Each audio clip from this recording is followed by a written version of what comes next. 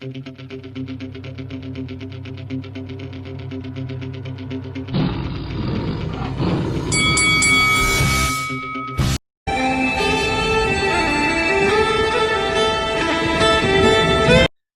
is Faisal Khan for Lights Out in association with Shamrock Boxing, and with me via Zoom, finally, I'm delighted to be joined by Dean Whyte. Dean, it's been a long time coming, but we got there in the end. How you doing? Yeah, I'm good, man. Sorry, man. I'm just busy and just loads of things going on. But like you said, we finally got there. All is good, man. All is good, man. You know what I mean? We just need to give thanks for health and wealth. And, we're here, man. By God's grace, you know what I'm saying? Dean, I have to ask you. I want to start the interview off by talking about something we've seen that happened in America yesterday. George Floyd. Yeah. I don't think it's getting. I don't think it's getting the coverage that it needs to be, because it just honestly, I'm still disgusted till today Yeah, after of course. what happened. Your thoughts on it, Dean? Listen, it's mind-boggling, obviously. Listen, the media doesn't want to cover things that are maybe, not to their agenda. That's what I'll put it is. Talking about, the police force, talking about racial profiling, those kind of stuff they don't want to probably touch on, because their business is reporting their false news about whatever they want to report about.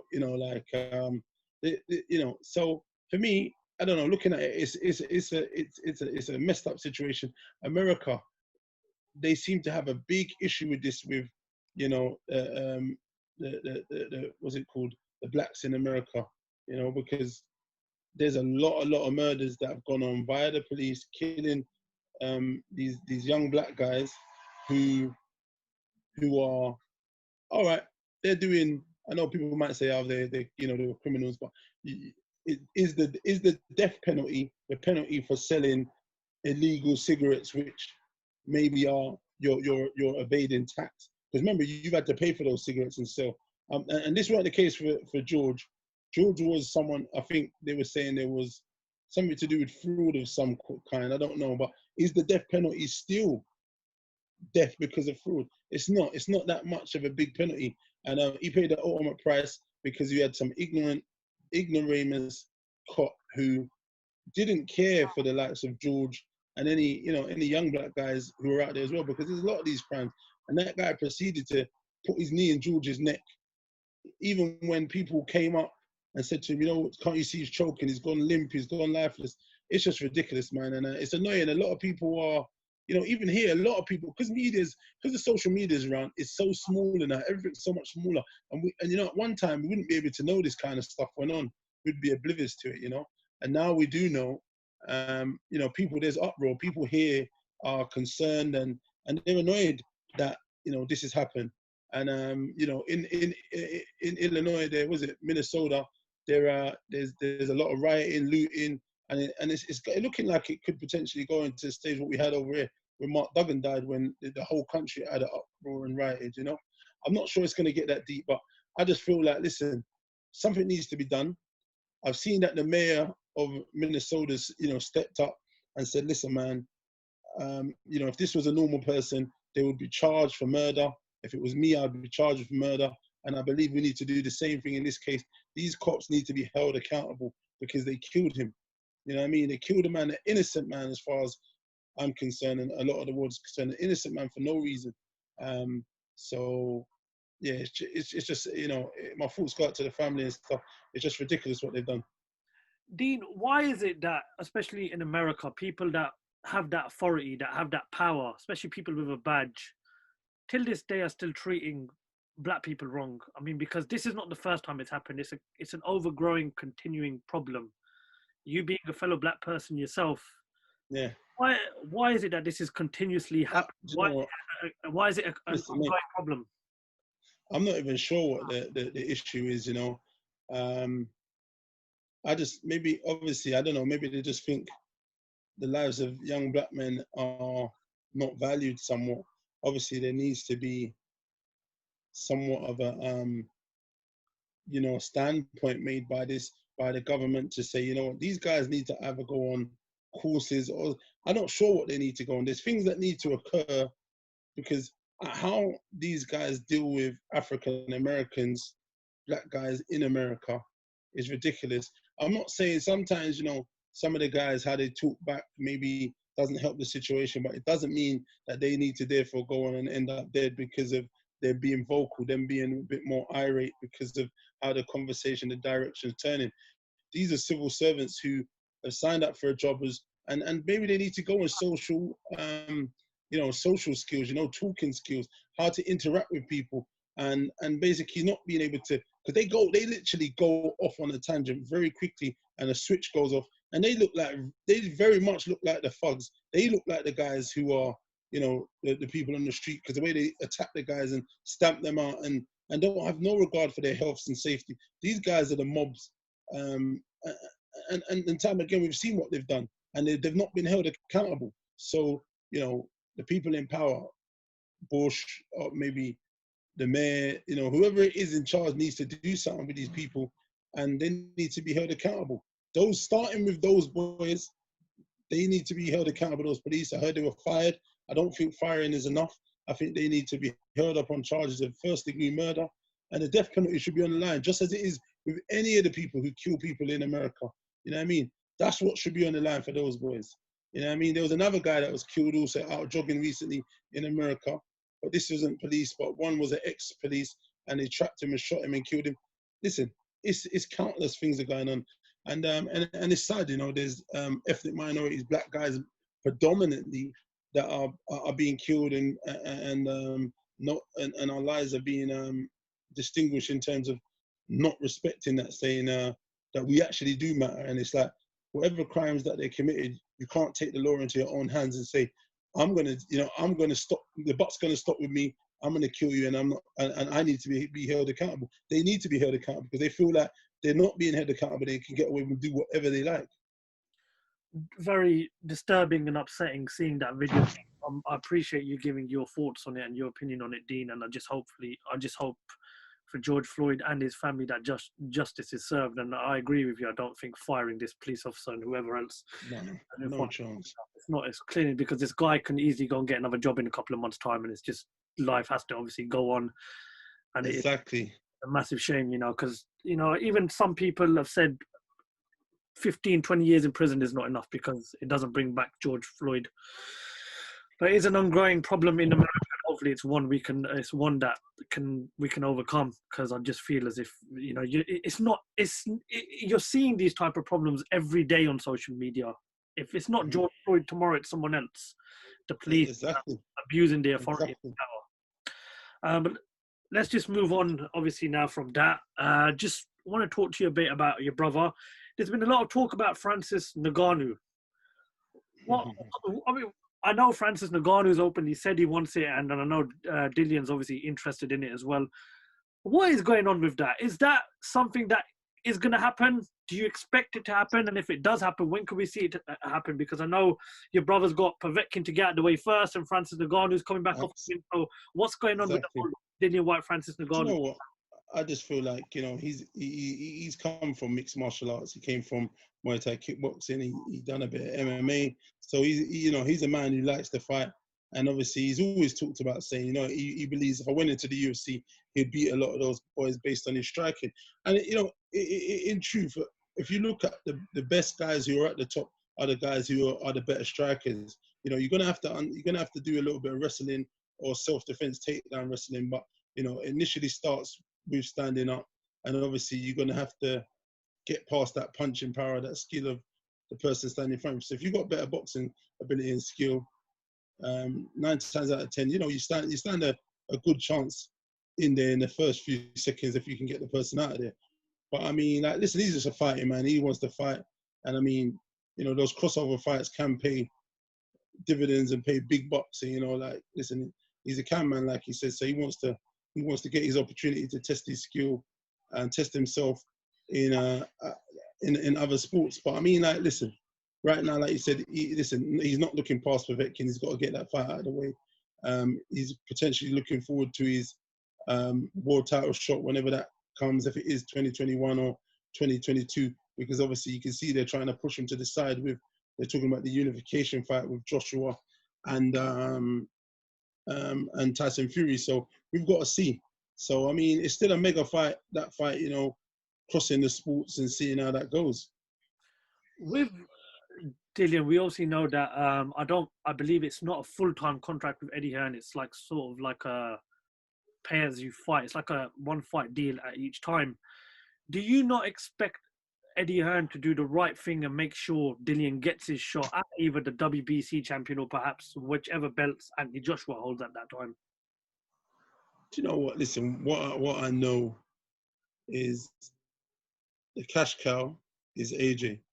You know, obviously, Dillian is a big superstar himself. He's made himself a big star, and Eddie respects that.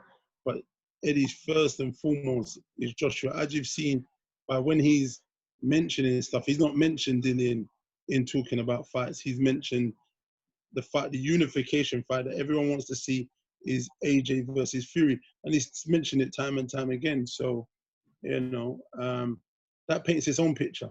You know, we don't need to be rocket scientists to see what the narrative here is and what he's trying to do. But I mean, like, listen, you know, Dillian just needs to keep fighting and winning, and his opportunity will come. They only can deny you for so long. You know what I mean? And look, he's got a hard fight against Povetkin coming up sometime in the summer here, and you know, Povetkin's still got a little bit of life left in him. So, you know, it'd be really disrespectful to overlook that fight. But, you know, once that's out of the way, then, you know, you can talk a little bit more freely about what is potentially next on the cards, because we've still got a good 6 months of the year left, and potentially could have another fight, and then obviously looking forward to a world title fight. But at the minute, you don't want to, you know, overlook the guy that's in front of you with such a resume that he's got. He's got a hell of a resume, and he's very durable. And obviously, he's a former world champion as well. And Exactly, former world champion, former gold medal winner in the Olympics. He's seen it and done it all. So for me, he's like, the pedigree is very, very high. He's only lost to the elite of the elite, you know. So we got to give respect to where respect is due. His last two performances as well against Anthony Joshua, Michael Hunter, proves that the guy is still durable. Yeah, absolutely.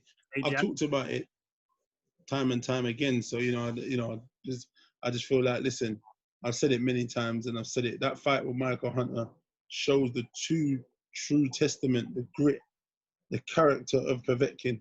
Because literally, Hunter came in and showed no respect, no no fear, and he rattled Povetkin to his boots. And even I was shocked how confident and energetic how he was when he came out. He was very explosive, and he nearly got him out of there early. We know that Povetkin is a very, very slow starter, so there is holes there for Dillian to pick and choose and try to, you know, see if he can get him out of there early. So we know that that is the plan. But he comes on, he's strong, he can take a punch, and he's very durable. You know, he looks like he's out on his feet a lot of the time. He goes really reddish, but he's there. He's got a punch his chance. We saw what he done to David Price. So we know exactly what's in his locker. But he's the wrong side of 40. But like I said, he's definitely not washed up by any means. But you know, these guys here, the likes of Dillian Whyte needs to be beating these kind of guys, you know, if he wants to go on and contend for world title honors and stuff like that, you know. There's been obviously a lot of rumors about Deontay Wilder perhaps stepping aside so that the AJ Fury fight can happen. There's also been rumors about Deontay Wilder, perhaps he's got an injury from the last fight. Yeah. What's your take on this whole current step aside money injury situation? What do you see happening within the next few months? Do you know what? I'm not sure. I've heard about the injury. I've actually heard he's had the operation, the procedure already. Step aside money, you know, listen, if truth be told, listen, not a lot of people want to see the trilogy with him and Fury. He got beat very soundly. You know, as I've been saying, he didn't look himself. I don't want to make no excuses, but he definitely didn't look himself. And now there's been some talk about one of his own team members maybe spiked him, and that's why he wasn't well, and this and that. I've heard some crazy talks like that. But hey, listen, I'm not really interested in that. You lost fair and square. You got beat up by the better man on the night. Talking about the step aside, I feel like he needs more time to develop to give himself a better opportunity to try and beat Tyson Fury. If they're going to pay you that shitload of money, you want to be a smart man, you can invest that back in yourself and hire in a better team maybe to help you try and come up with a great game plan to kind of beat Tyson Fury. But hey, I don't know. I have heard that, just from the same channels as everyone else, Tyson Fury said, listen, he's not prepared to pay that bum any form step aside money. They'd rather fight him, get him out of the way and move forward. You know what I mean? But it's a strange one, man, because look, all these guys, Tyson Fury actually stated to me when he was out there after that he'd fight Dillian when, if, the mandatories didn't fight and so on. But now he's here searching for the big paydays. And Anthony Joshua is trying to get the same payday fight in, or what I should say is it's the honors as well and the payday fighting through for a unification fight. And Deontay Wilder would be the same, unification, honors, and the money to fight. But listen, what they got to understand is, Dillian's been mandatory for some time. We understand that unification supersede mandatories, but it's just really not fair. You know what I mean? Really, really not fair. He's been there waiting in the wings, ticking over and fighting top contenders time and time again. And it's looking like potentially that it might even go on even longer. But, listen, he just needs to concentrate on what he's doing. But, this boxing game has definitely not been the kindest. I've never really seen a contender have to wait so long for a world title shot. What was your thoughts on Mauricio Suleiman's interview the other day? I didn't watch it. I saw it. I didn't watch it. I've been busy. Sorry about that. No, it's more or less said that the date remains intact for February 2021, but okay, brilliant. Well, but then said that anything can happen in boxing, and of course he said that. Why have they made your brother wait so long? I could not tell you. 2017, he's waited, and yeah. Being a broadcast journalist myself, even I have to say that's just ridiculous. It's going to go over 3 years. Very long time, man. I couldn't tell you what's going on. I know some people say, he had his chance. Joshua offered him this. Joshua offered him an opportunity. But you got to understand it's a business. And when you're at the top of the game as well, the money's got to be right for these boys. And unfortunately, the offer just weren't good enough for him. And he had to decline that fight, just like when Deontay Wilder was talking to AJ's team about the fight, they didn't feel like the offer was correct, so they declined it. You know what I mean? It's just what it is. I know it's boxing. People want to see these guys fight, but it is a business also. They need to be paid. Because Dillian is a pay-per-view fighter. He is a superstar in his own right. So it's just he needs to be paid. The money which he deserves for the risk factor and him bringing his pay-per-view numbers to the table. Because a lot of those boys, they're getting a lot more offer, but they don't bring the pay-per-view number Dillian does to the table. And in this game, it's actually a big part of the game, Dean, a final question. I just want to rewind you back to 2015. I was watching the AJ versus Dillian Whyte fight on YouTube, and there was obviously that little scuffle they had at the end of the first round. But I still remember watching you, and the way you were standing, it looked like you was rearing to go in case anything sort of like popped off. Yeah, of course. Of course. No one's asked you this question, so I'm going to have to ask it to you. What was your initial thinking when that sort of scuffle happened towards the end, and what was in your mind? Was you looking to was it in your mind as well, if it's going to kick off, I'm ready for it? Exactly that. It was just, listen, it was whatever it was, man. Listen, it's exactly that. It's such a long time ago, I probably wouldn't have a clue what was in my mind, but it's exactly that. I just wanted to protect my bro and make sure, that obviously if anything was going to go down, I'm raring. I was ready to back whatever it needed to be back to get me. In that case, we didn't have to do anything. There was a little bit of argy-bargy, and it all got sorted out, and we got out, and the fight continued. And that fight made history. He lost that fight at that moment. That was a defining moment for him because it changed the whole dynamics of how he is and how he invested in himself to change himself for the better. And he's become the fighter he is today. And I think obviously some people say that a defeat can really change and define your career. And I think your brother's done brilliant against that defeat. Exactly. The names he's beaten is incredible. But Dean, listen, I just want to thank you very much for your time. I know you're a very, very busy man, so I won't take up any much more of your time. Thank you for coming on. Thank you for talking to Lights Out, and I look forward to catching up with you We'll catch up soon. when this is over and done with. Absolutely. Thanks very much again, Faisal, man. Bless up yourself, yeah? Take care. Very much. Look after yourself, and we look forward to speaking to you soon. Thanks very much. Take care. Bye.